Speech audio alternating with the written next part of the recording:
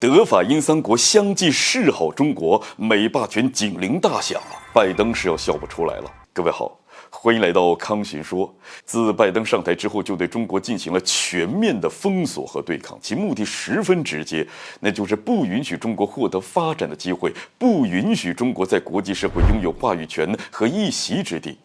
为了达成自己的野心，美国不仅仅是自己孤立了中国，还不惜和最重要的盟友发生冲突，逼迫盟友站队美国。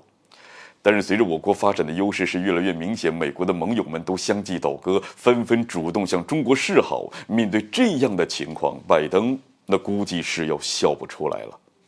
首先呢是中央外办主任王毅在访问欧洲期间，与法国总统马克龙进行了对话。在对话期间，法方呢是充分表示了对华关系的重视，认为应该共同致力于维护稳定和平衡的局势，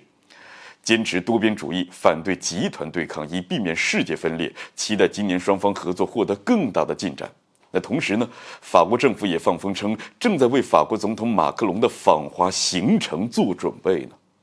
作为欧洲大国，马克龙是一直很清楚，欧洲绝不能做美国的附庸，而是平稳处理好中美之间的关系，这样才能够让法国的外交路线更加的多样化，给法国带来的发展机遇也会更加的广阔。其次呢是，同样作为欧洲大国的德国也主动的示好中国。此次王毅主任出访欧洲，也与德国总理舒尔茨以及德国外长贝尔伯克是进行了会面。舒尔茨向王毅主任表示，德方反对任何形式的脱钩，会坚定发展同中国的经贸关系，因为强劲的中德关系和经贸互利合作有利于世界的稳定和繁荣。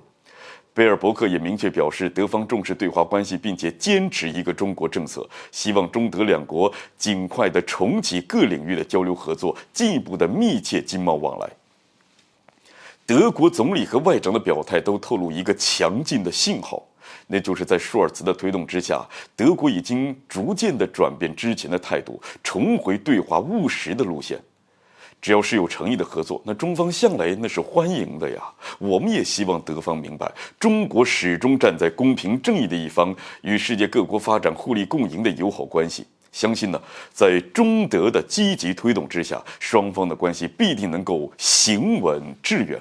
英国那同样也在主动示好中国。据美媒报道称，英国首相苏纳克正计划派出一名部长级官员前往北京进行访问，幕后的对话已经在进行当中了。如果此次的行程落实，这将是3年来英国政府首次派出部长级官员访问中国了。虽然苏纳克此前曾经明确地表示，中英关系之间的黄金时代已经结束，但是英国政府也不得不承认，在气候问题、俄乌冲突等等问题上，中英必须要保持基本的合作，这才符合双方利益的选择。此次苏纳克想派高官访华，目的呢，也是传递出一个信号，那就是向中国伸出橄榄枝，希望能够让中英关系在动荡的背景之下行稳致远，使得英国在大国之间的位置不至于太过失衡。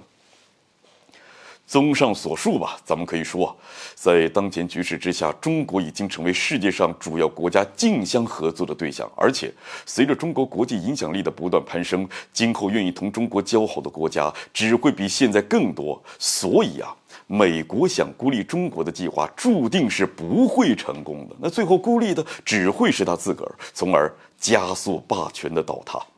好了，本期节目就进行到这儿，欢迎点赞转发，留下您的精彩评论。